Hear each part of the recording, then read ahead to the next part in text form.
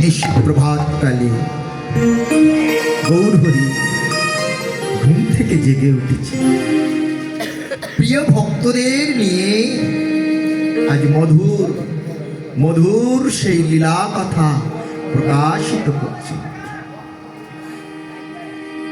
পুরাব সেই প্রেম রস, পুরাব অর্থাৎ বৃন্দাবনে যে রস আস্বাদন করেছিলেন আমার প্রভু, রাধা ভাবে বিভোর হয়ে আজ ভক্তদের কাছে, ভক্তদেরকে সখী ভেবে আমার প্রভু সেই বৃন্দাবন লীলা রস কথা প্রকাশিত করছে। পুরাবের সেই প্রেম রস কহে মধু, অগভাব ভরে গদ গদ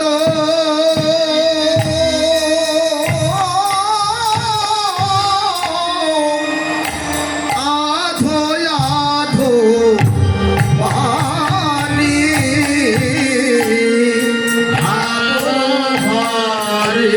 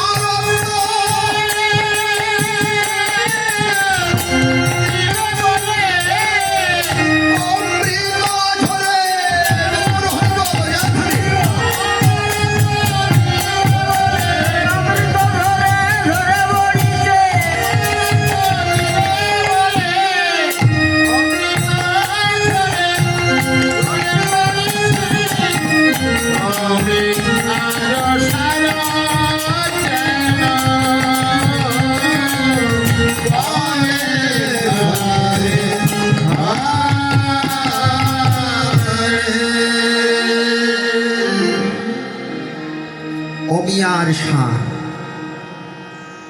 আমার মহাপ্রভুর বদন থেকে এই জীবের অমরত্ব দিবে বলে অমৃত বর্ষণ করছে। কলিযুগ, এই কলিযুগে অমরত্ব অসম্ভব না, সম্ভব যদি গৌর কথা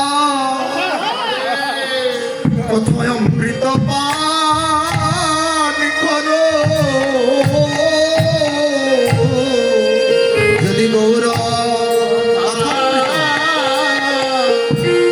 অমৃত পান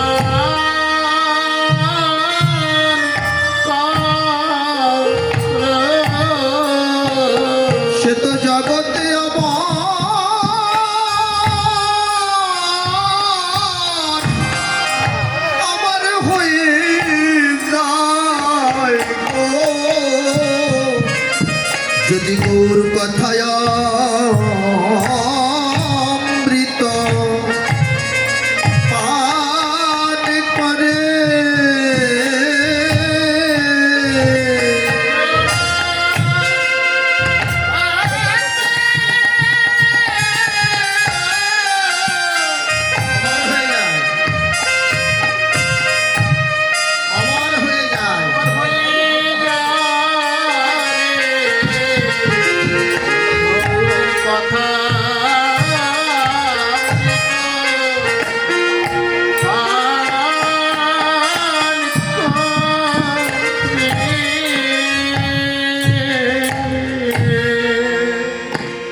গৌর কথা অমৃত যদি পান করতে পারো, দিবানিশি বসে বসে নয়ন তলে ভেসে ভেসে, তার তো অমরত্ব দিয়ে দেয় গো, তার তো আর মরণ হয় না।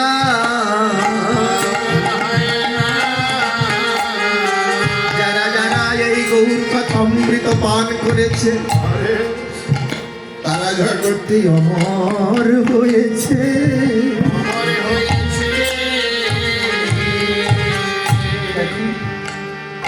যারা আমার গৌর কথা অমৃত আস্বাদন করেছে, তবে তারাই অমর।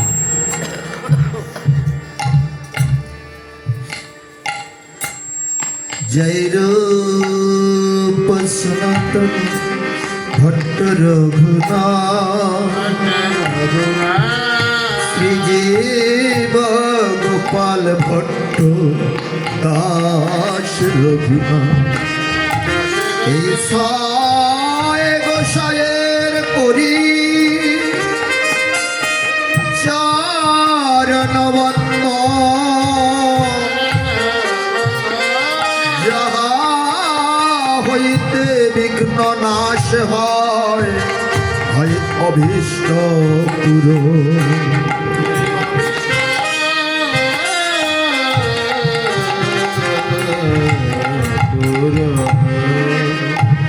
সবকিছু ভুলে যে তারা গৌর কথা অমৃত আস্বাদন করেছিল, তাই তো জগতে তারাই অমর হইল।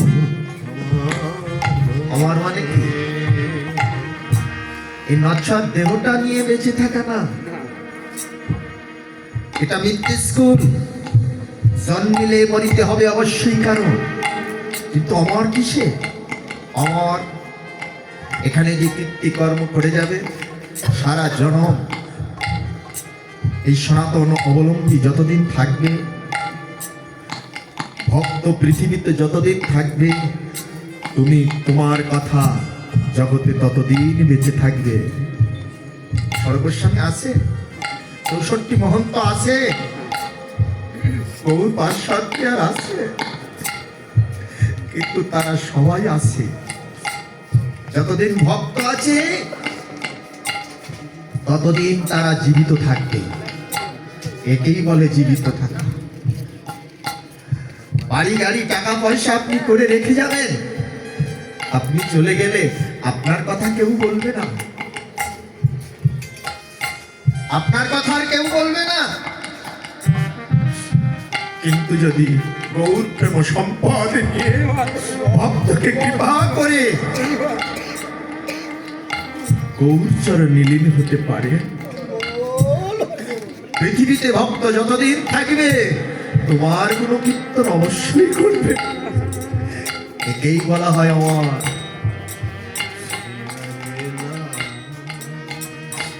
অমরত্ব দিয়েছিল, কিন্তু এই কলির জীব সেই অমৃত গ্রহণ করলেন না, আস্বাদন করলেন না।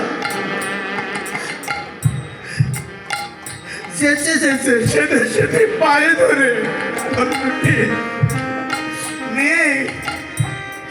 আমি চিরদিনের জন্য তোদের দাস হয়ে, কিন্তু কলির জীবী সেই অমৃত গ্রহণ করিল না।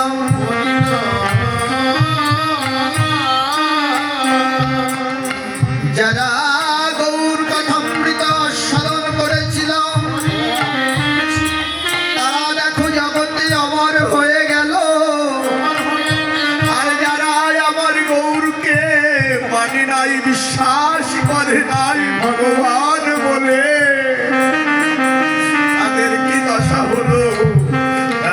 পিছনে পিছনে কাঁদিতে কাঁদিতে জন্ম গেল।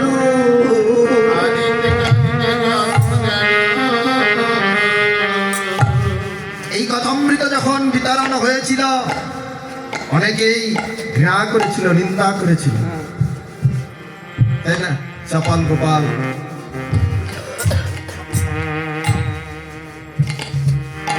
চপাল গোপালের মতো ব্যক্তি তান্ত্রিক শ্রেষ্ঠ নিন্দা করেছিল। পরে কি হলেন? প্রভুর চরণেই শরণ নিলেন। রাধে রাধে। বাসুদেব বিপ্র প্রথমেই নিন্দা করেছিল, পরে শরণ নিলেন। বাসুদেব বিপ্র কর্মমেলা মহাপ্রভু যখন ডেকেছিল এসো আমরা হরিনাম করি, বাসুদেবের ভাইয়েরা অনেকেই গ্রামবাসীরা সবাই বলল চলেন যাই দাদা, আমরা মহাপ্রভুর সঙ্গে হরিনাম সংকীর্তন করি। বাসুদেব বলেছিল কি হবে হরিনাম করে, কি আছে এই হরিনামে, কি পাবো আমি? আমার সংসারে আমার পুত্র কন্যা পরিবারে যে আমাকে যে আদর করে, আহারে আমি যদি না খাই, আমার স্ত্রী বসে থেকে না খেয়ে সারাদিন খাবে না, আমার পুত্র আমার কন্যা আমাকে এত ভালোবাসে, আর এই সুখ ফেলে রেখে আমি যাব হরিনাম করতে? হরিনামে কি আছে? হরিনামে আছে শুধু ধুলার মধ্যে গড়াগড়ি দেওয়া, না খেয়ে দিন পার করা, সময় খাওয়া হয় না। এই যে হরিবাসর হয়েছে বসতে দিয়েছে, ধুলাবালির মধ্যেই বসে পড়ছি আমরা। এই জ্ঞান থাকলে হবে না। বাসুদেব ঘৃণা করলেন, মহাপ্রভু অন্তর্যামী কৃপা করে দিলেন। বাসুদেব তোমার বড় অহংকার হয়েছে, সংসার তোমাকে ভালোবাসে, কতটা ভালোবাসে একটু দেখে নাও। বাসুদেবের গায়ে হলো গলিত কুষ্ঠ ব্যাধি।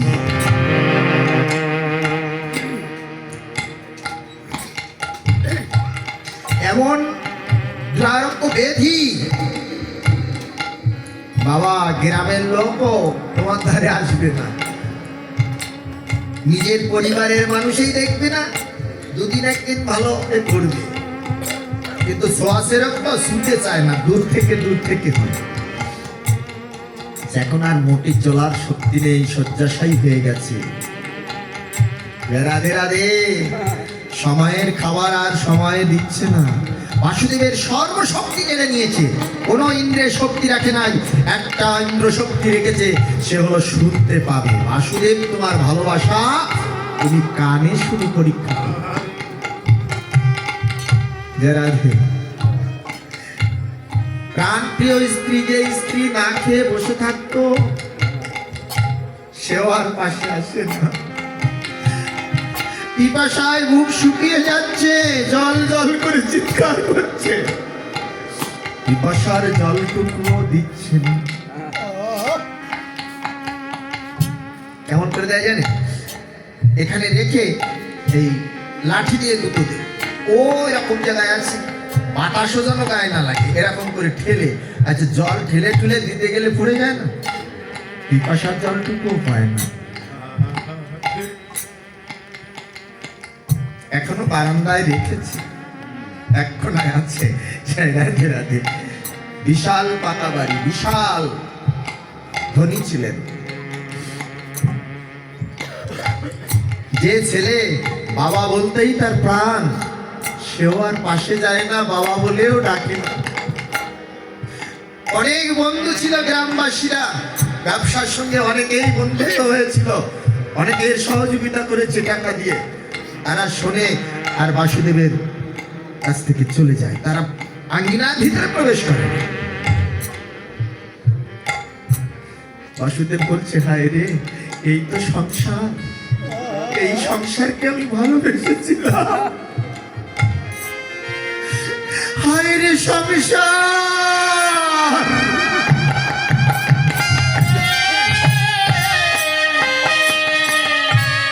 এতটা চিৎকার করতেও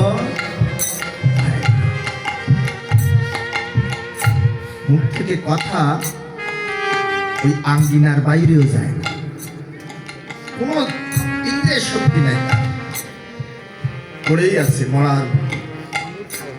রাধে রাধে।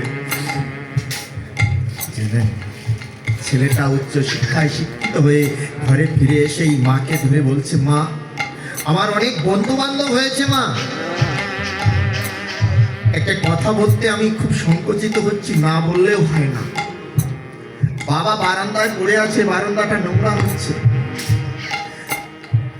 বাবাকে আমাদের বাড়ির পিছনে বাগানের ভিতরে একটা ওখানে কুটির করে ওখানে রাখলে কি হয়, তুমি যদি বলো মা তাহলে।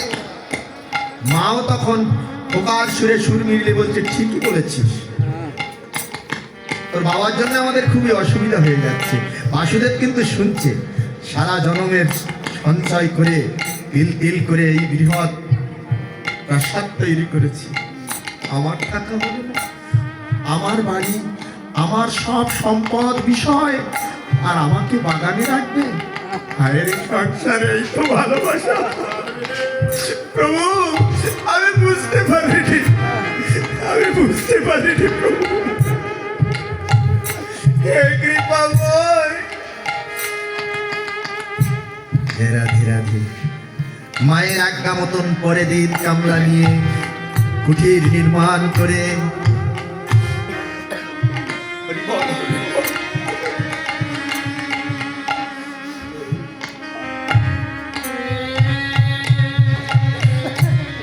কুঠির নির্মাণ করে যে বিছানায় পড়েছিল চার কোনায় ধরে নিয়ে রেখে দিল। আরে বারান্দায় ছিল তাই টাইমে সেবা হচ্ছিল না, খাওয়াটা হচ্ছিল না। এবার বলুন, চোখের আড়াচে চলে গেলে ঠিক মতন খাবার পাবে তো?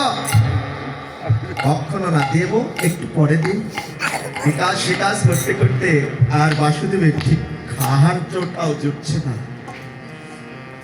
তাই কেঁদে কেঁদে বলছে, প্রভু আমার প্রাণটা যাওয়ার আগে তোমাকে কি একটু দেখতে প্রভু, তোমার কৃপাকে আমি পাবো না প্রভু। আমি হেলা করেছি, অবহেলা করেছি, আমার নামকে আমি বিশ্বাস করিনি, আজকে আমি বুঝতে পারছি এই সংসারে আপন বলতে আমার কেউ নেই প্রভু, তুমি বিনা বান্ধব, বান্ধব আমার আর কেউ নাই প্রভু।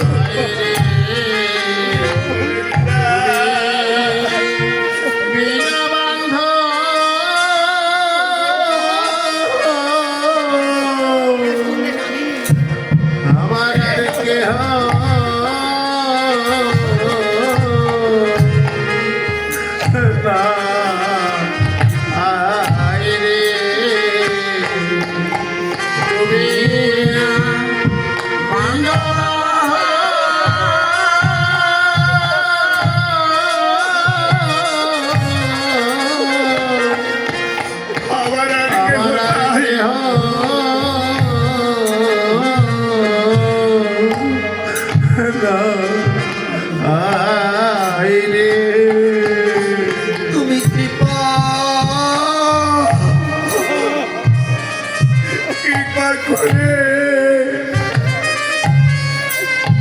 কৃপা করে আমার দেখা দাও,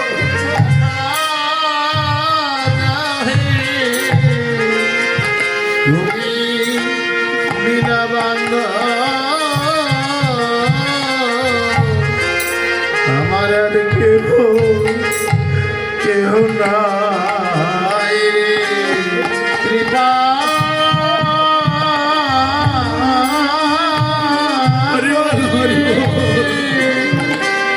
প্রভু একবার দেখা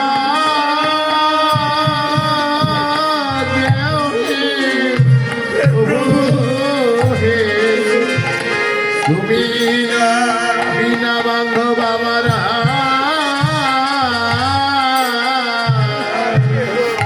আর কে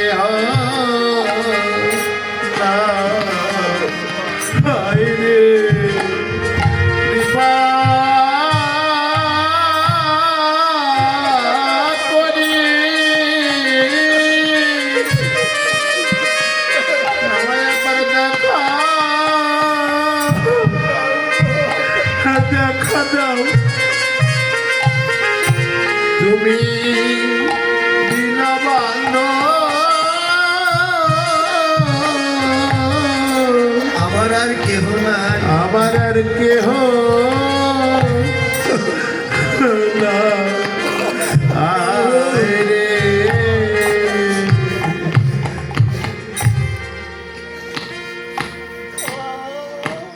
কান্না এই সুরটুকু কুটিরের বাহিরে যাচ্ছে না।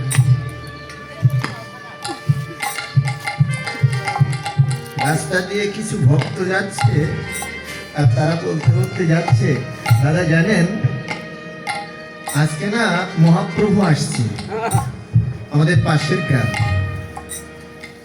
আমরা একটু সকাল সকাল প্রভুর সঙ্গ দেব, একটু সকাল সকাল আসবে।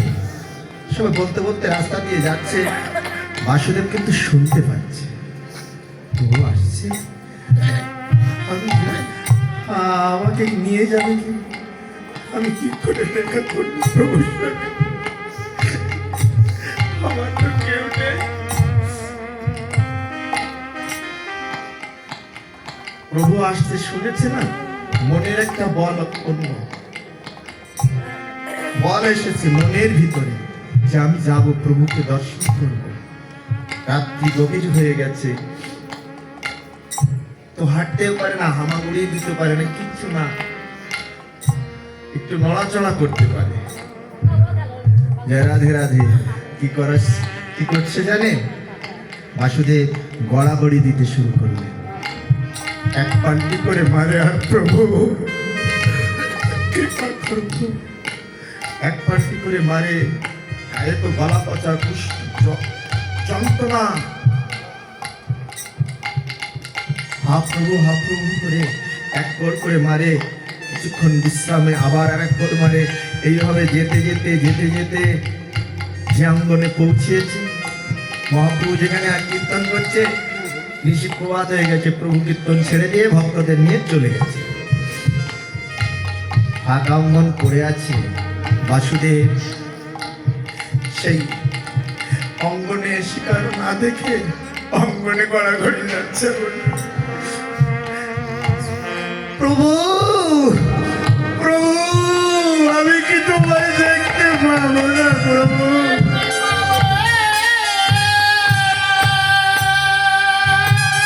দেখা দাও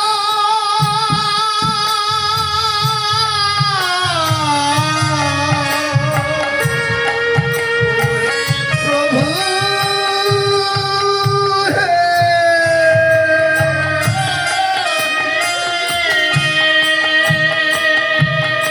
দেখা দাও প্রভু, দেখা দাও। এই যে চিৎকারটা না, যে অঙ্গনে চেঁচাচ্ছে, ওই গৃহস্থও শুনতে পাচ্ছে না। মহাপ্রভু প্রায় 2-3 কিলোমিটার চলে গেছে। সেখান থেকে মহাপ্রভু পিছন ফিরেছে। হে ভক্তগণ, তোমরা কি আমাকে কেউ পিছনে ডেকেছ? ভক্তরা বলছে, না প্রভু, আমরা তো ডাকিনি। আমাকে আবার ফিরে যেতে হবে। প্রভু ওখান থেকেই ছুটতে শুরু করলেন। ছুটতে অঙ্গনে এসে দেখে বাসুদেব গড়াগড়ি যাচ্ছে আর প্রভু প্রভু বলছে। প্রভু দাঁড়িয়ে সম্মুখে বলছে, বাসুদেব তুই এসেছ বাসুদেব, ও বাসুদেব এসো, আমার মুখে এসো, এসো বাসুদেব। প্রভু আমাকে স্পর্শ করো না প্রভু, আমার গায়ে যে গলা পচা কুষ্ঠ ব্যাধি, এই যে ছোঁয়াচে রোগ, দূরে দাঁড়িয়ে থাকো, আমি তোমাকে শুধু দর্শন করবো প্রভু।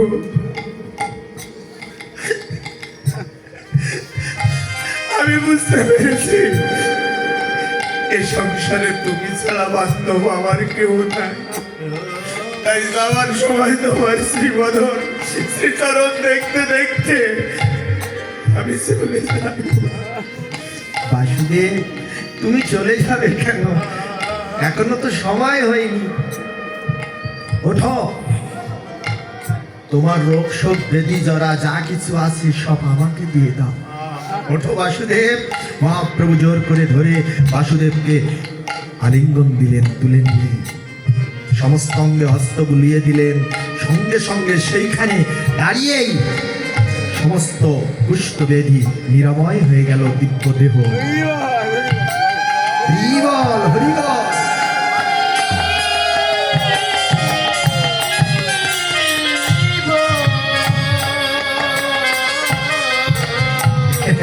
বাসুদেব যাও, এবার সংসারে ফিরে যাও। আষাঢ়কে প্রভু, ওই সংসারে আমি আর ফিরবো না। আমি আর সংসারে ফিরবো না প্রভু। রাধে রাধে। সংসারে আর তিনি যারা নিন্দা করেছিল তারাও পরিভক্ত হয়েছে। রাধে রাধে। এই অমরত্ব অমৃত সুধা ভুলেও যদি আস্বাদন করা যায়, এ জন্মে না হয় পরে জন্মে বহু শীত ধাপ পাহের হতে হয়। এ জন্মে না হলো আর এক জন্ম, আর এক জন্মে না হয় আর এক জন্মে প্রভুর কৃপা অবশ্যই হবে।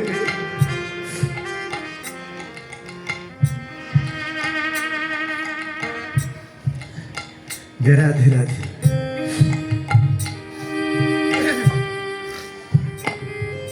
মুকুন্দ কবিরাজ, মুকুন্দ কবিরাজ আর তার ভাই নরহরি, দু ভাই এসেছে প্রভুকে দর্শন করতে। প্রভু নরহরিকে ডেকে নিয়েছেন, মুকুন্দকে নয়। এসেছে দুই ভাই একসঙ্গে দর্শন করতে, প্রভুকে প্রণাম করবে। তো নরহরিকে নিল, আমাকে নিল না। ভক্তদের কাছে বলছে, ওগো তোমরা শোনো না, আমার প্রভু আমাকে কখন দর্শন দেবে, কখন আমি প্রভুকে পাবো দেখতে। মানে একটা ধরেন আমি এখানে এসেই গেছি, কিন্তু ভগবান দর্শন হচ্ছে না, তাহলে কেমন একটা মনটা ছটফট করে না। উনি বাইরে পড়ে ছটফট করছে, আমাকে ভিতরে কেন ডাকছে না প্রভু, একটু দেখো না, তোমরা একটু দেখো না আমাকে। প্রভুর কাছে গিয়ে এক ভক্ত বলছে, প্রভু মুকুন্দ বলছিল, মুকুন্দ কবিরাজ উনি এসেছে আপনার সাথে দেখা করতে, ওনার সঙ্গে কি আপনার দর্শন হবে না? প্রভু বলছে, বলো 100 বছর পরে ওনার সঙ্গে দেখা হবে। 100 বছর? হ্যাঁ। রাধে রাধে। এবারে ভক্ত এসে বলছে, আমি আপনাকে বলতে পারছি না, প্রভু আপনার সঙ্গে এখন দেখা করবে না, বলেছে 100 বছর পরে তোমার সঙ্গে দেখা হবে। মুকুন্দ লাফাতে শুরু করেছে, দেখা করবে বলেছে তো, আজ না হয় কাল তো করবে। হ্যাঁ, প্রভু দর্শন আমি পাবো তো।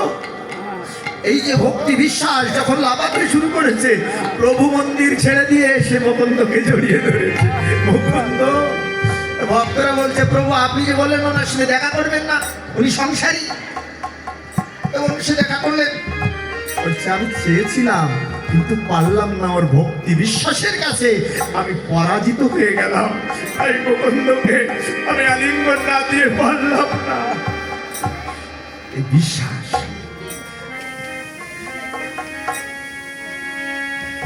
এই ভক্তি বিশ্বাস রাখতে হবে, আমি প্রভুকে দেখবোই দেখবো, আজ নয় কাল আমি পাবোই পাবো। এই ভক্তি নিয়ে ভজন শুরু করুন, অবশ্যই গৌর দেখতে হবে।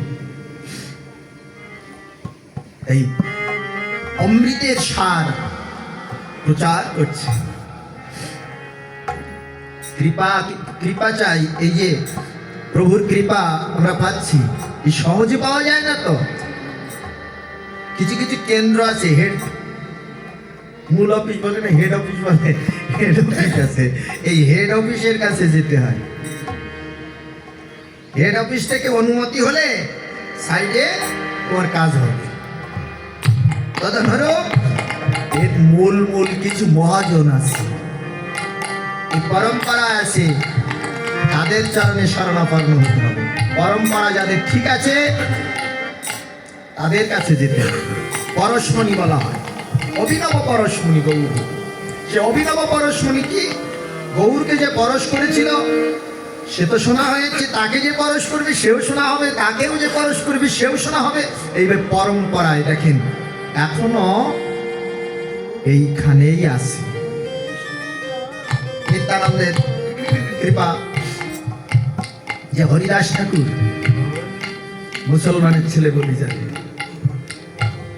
উনি এই নাম করতে করতে নাম আচার্য হয়েছিলেন।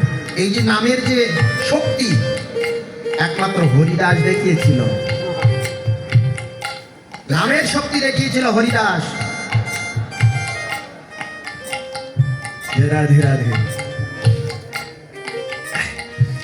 যখন অত্যাচার শুরু হয়ে গেল, অনেক মার খেয়েছে, অনেক মার খেয়েছে, কারণ মুসলমানের ছেলে হয়ে হরিনাম করা অতটা সহজ না।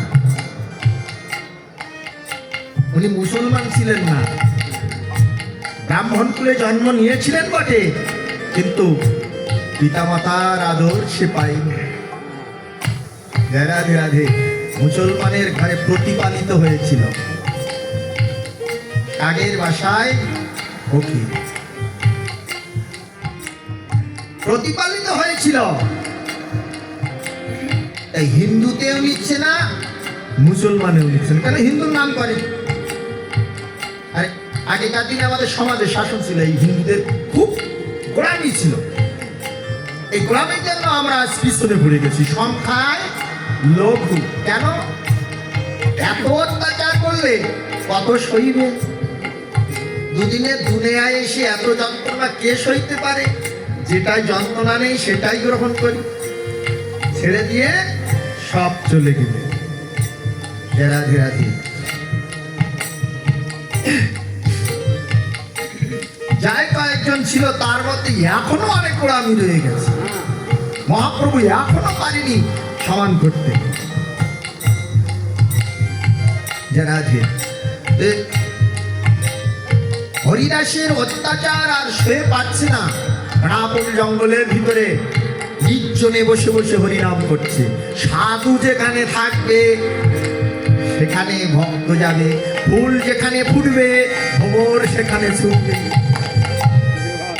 গভীর জঙ্গলে ভক্তরা যায়, ভক্তি করে আসে, যে যা বলে তার তাই বাসনা পূর্ণ হয়ে যায়। একটা জাঁকজমট হয়ে গেল বেনাপুর জঙ্গলের ভিতরে, বিশাল জায়গা, লাখে লাখে হাজার হাজার ভক্তরা আসে ওই হরিদাসের পায়ে এসে প্রণাম করে। কিন্তু ওইখানে জমিদার এটা হিংসা করলো যে একটা সামান্য বালক হয়ে তার এতটা মানুষের সম্মান করছে, আমার প্রজা আমাকে সম্মান করছে না, ওকে সম্মান করছে, এর একটা বিহিত করতে হবে, ওকে তাড়াতে হবে। রাধে রাধে। ব্যবস্থা করে নিল, আগে কিছু গুন্ডা পান্ডা ঠিক করে হরিদাসকে মারবার জন্য পাঠিয়ে দিল। রাখে হরি তো মারে কে, আর মারে হরি তো রাখে কে। এবার হরি রক্ষা করছে। যখন জঙ্গলে অশুভান ঢুকেছে, ঝড় বৃষ্টি শুরু হয়ে তারা গাছের ডালে বাড়ি খেয়ে নিজেরাই নিজেরাই বলহরি হয়ে বাড়ি ফিরেছে। রাধে রাধে। হরিদাসের পর্যন্ত পৌঁছাতে পারে। হরিদাস বুঝলেন এখানে আমার থাকা হবে না, যেতে হবে।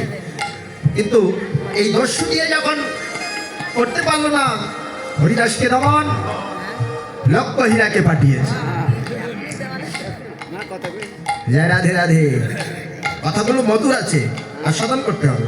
কৃপা কৃপা, সাধুর কৃপা না হলে ভগবানের কৃপা হয় না, তারই কথা।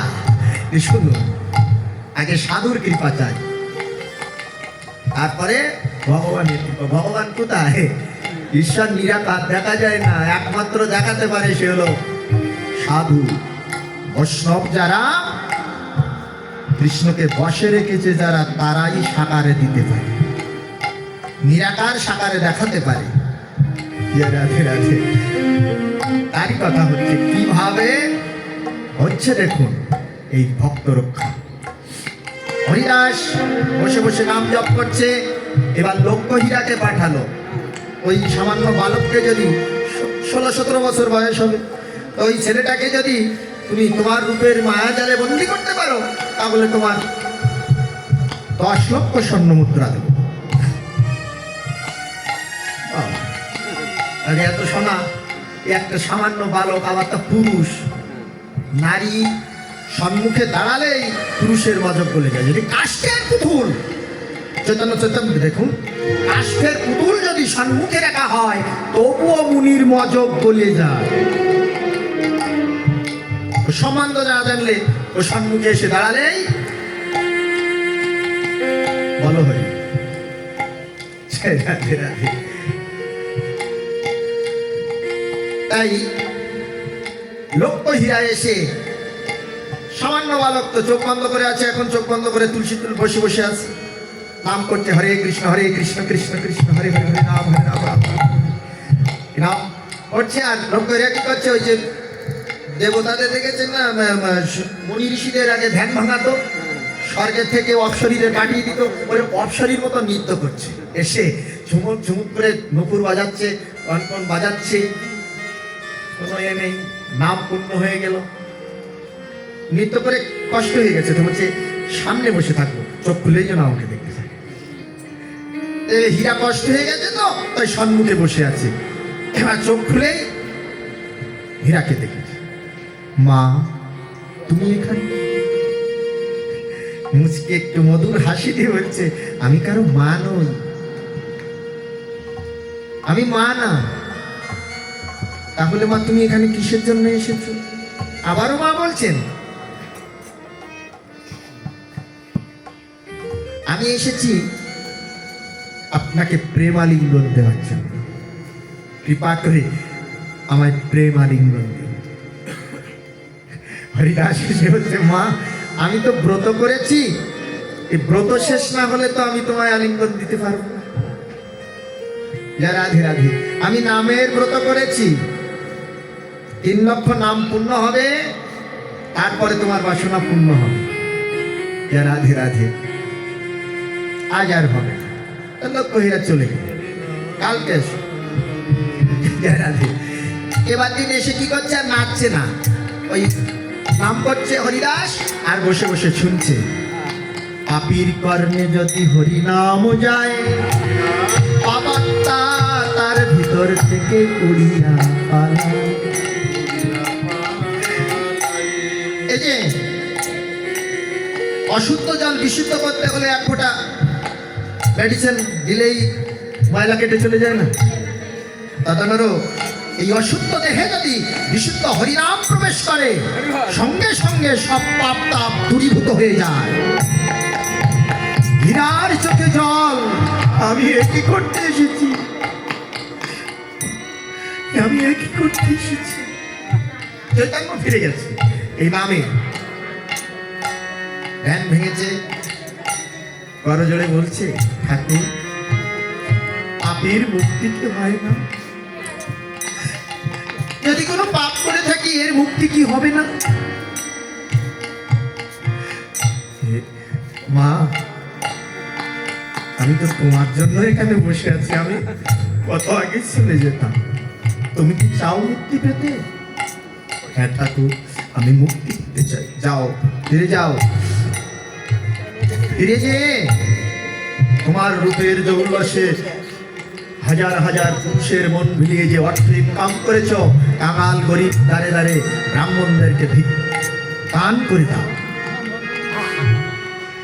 তোমার যে কেশের বেশে পুরুষ ভুলিয়েছ, ওই কেশ মন্ডন করে ফেলো।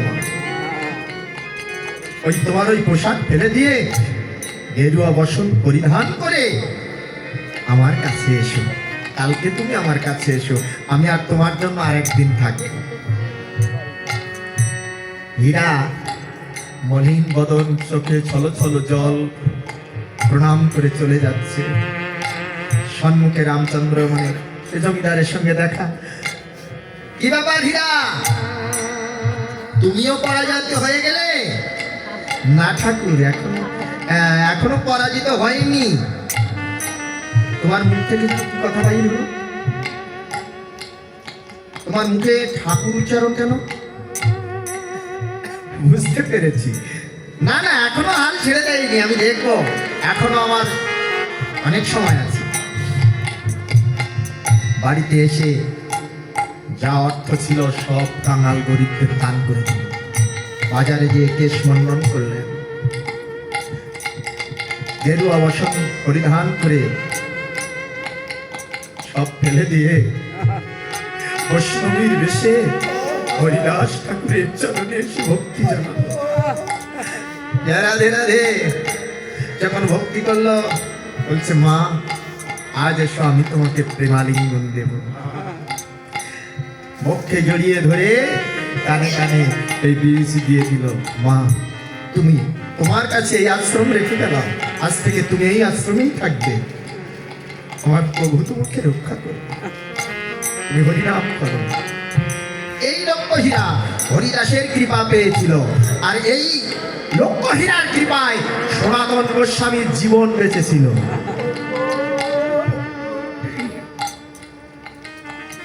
প্রকৃতি ছাড়া কেউ বাঁচতে পারেনি। এই প্রত্যেকটা গোস্বামীর প্রকৃতি ছিল।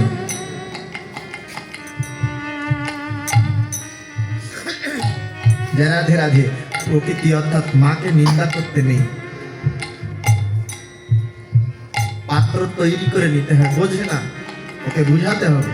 পদ্মিনী নায়িকা ছাড়া এ ভজন হয় না। 4 জাতের পুরুষ আর 4 জাতের নারী আছে, এই জাতে জাতে আবার মিল করলে ভজন অবশ্যই হবে। এই লক্ষ্যহীরা সনাতনকে বাঁচিয়েছিল। কিভাবে বলবেন? যখন বৃন্দাবনে গিয়েছিল মহাপ্রভুর আদেশে, স্বপ্ন দোষ আছে না? স্বপ্ন দোষ হয় না? স্বপ্ন দোষে ঋতু খলস হয়ে গেল। আর ঋতুখণ্ড হলে মৃত্যু প্রায়, মানে সে মৃত্যু, তার কোনো মূল্য নেই। আর বৈষ্ণব হয়ে যে ব্রহ্মচার্য ধারণ করে যার ঋতুখণ্ড হয়, তার মরে যাওয়াই ভালো। এই স্বপ্নযোগে তার সর্বনাশ হয়ে গেল। সনাতন গোস্বামী ছুটে যাচ্ছে যমুনায় প্রাণ বিসর্জন দেবে। এ প্রাণ আর রাখবে না, আমি সবকিছু পরিত্যাগ করে দিয়ে আমি এই ভজনের এসেছি। আর দুনিয়া ভরে এ প্রাণ আমি রাখবো না বলে ছুটতে ছুটতে পড়তে পড়তে যমুনার দিকে যাচ্ছে। সম্মুখে হীরার সঙ্গে দেখা। লক্ষ্যহীরা তখন তত্ত্ব কথা বলল। লক্ষ্যহীরার চরণ জড়িয়ে ধরে বলল, আমায় রক্ষা করো। হীরার কৃপায় সনাতন আজ পরম বৈষ্ণব হল। প্রকৃতি শক্তি ছাড়া কখনো ভগবান মেলে না। এই যে অদ্বৈত প্রভু, প্রভুকে ডেকে নিয়ে এসেছিল প্রভু। কতবার ডেকেছিল না?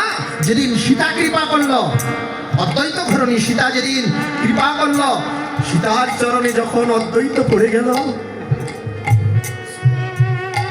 সেই দিন প্রভু সংকেত দিল, আমি আসছি। রাধে রাধে। এই অমৃত মাখানো কথা অমিয়ার সার যারা গ্রহণ করেছে, তারা জগতে সব অমর হয়ে গেছে। রাধে রাধে। এই জন্য বলে প্রকৃতি হইয়া করো প্রকৃতির সঙ্গে, দিনে দিনে বাড়িবে তার প্রেমের তরা। প্রকৃতি হয়ে প্রকৃতি সঙ্গ করতে হবে। না জেনে আগুনে হাত দিলে পুড়ে তো মরবে। রাধে রাধে। না জেনে শুনে যদি আগুনের মধ্যে হাত দিয়ে দিই, তাহলে হাত পুড়ে যাবে না? তাহলে জেনে শুনি কর্ম করো, সমানে সমান হয়ে যাও। তুমিও যা, আমিও তা। হ্যাঁ, ভাগ কিসে? তখন আর ঘৃণা থাকে না, তখন লজ্জা থাকে না, তখন ভয় থাকে না, তখন হয় প্রেম উদার। ঘৃণা লজ্জা ভয় 3 থাকতে নয়, এসব সাধুরা কয়। কিন্তু কিভাবে যায়? যখন সমানে সমান হয়। সাধু কিনা পরীক্ষা আছে। রাধে রাধে। যখনই দেখবেন কোন একটা প্রকৃতি এসে কাজ করবে, তো যদি সাধু না হয় তো সে লাফিয়ে উঠবে। লাফিয়ে উঠবে, সে পিছিয়ে চলে যাবে। ইয়া রাধে। আর যে সাধু কিছুতে কতবার এসে ধাক্কা দিয়ে গেল। পর্বত কি টলে? হ্যাঁ, টলে না। যে সাধু না, সে টলে যাবে। জয় রাধে রাধে। অর্থাৎ যার গোড়া নেই, গাছে যে গাছের গোড়া নেই, ও গাছে বাতাস লাগলেই পড়ে যাবে। আর যার গোড়া আছে, ও জীবনও পড়ে না। জয় রাধে।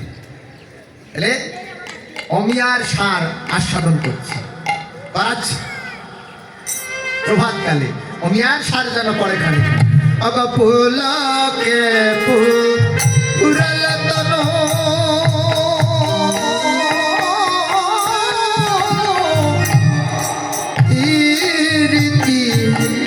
রসে পুলকে পুরল তনো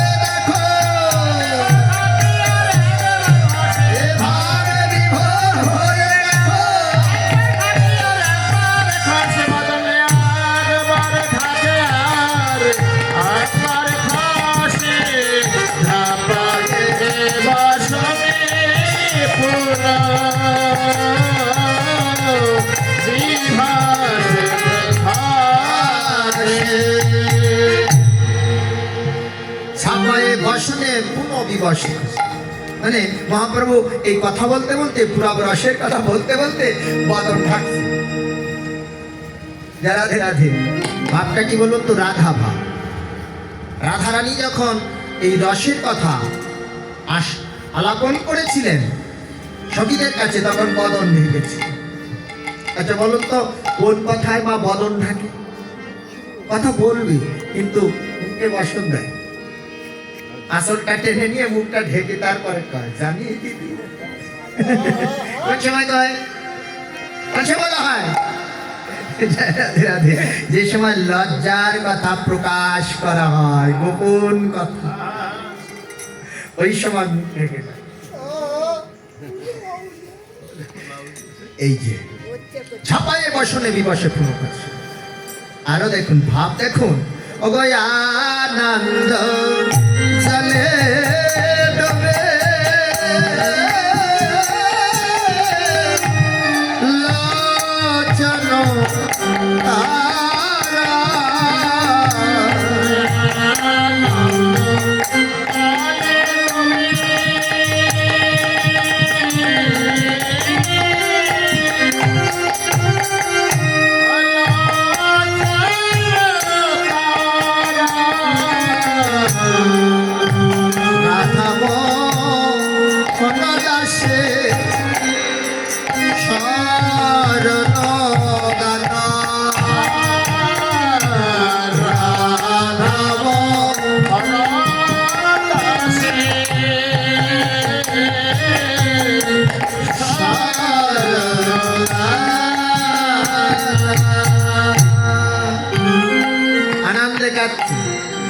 আনন্দে কেউ কাঁদে, কাঁদতে পারে, আনন্দে হাসে। আনন্দে কেউ কাঁদে না, কাঁদে জয় রাধে।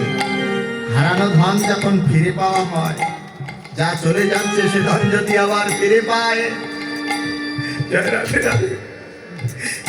আনন্দ হচ্ছে, কিন্তু নয়নে বাড়ি শরীরে থাকি।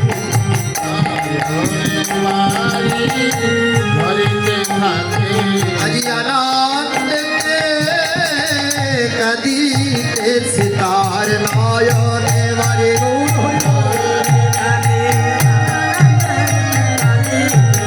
নয়নে বাড়ি।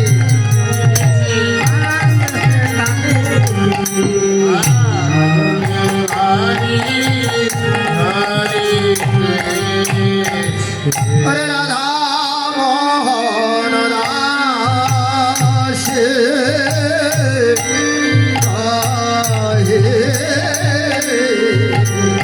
এইবার লীলা ও প্রকাশ ও রাধা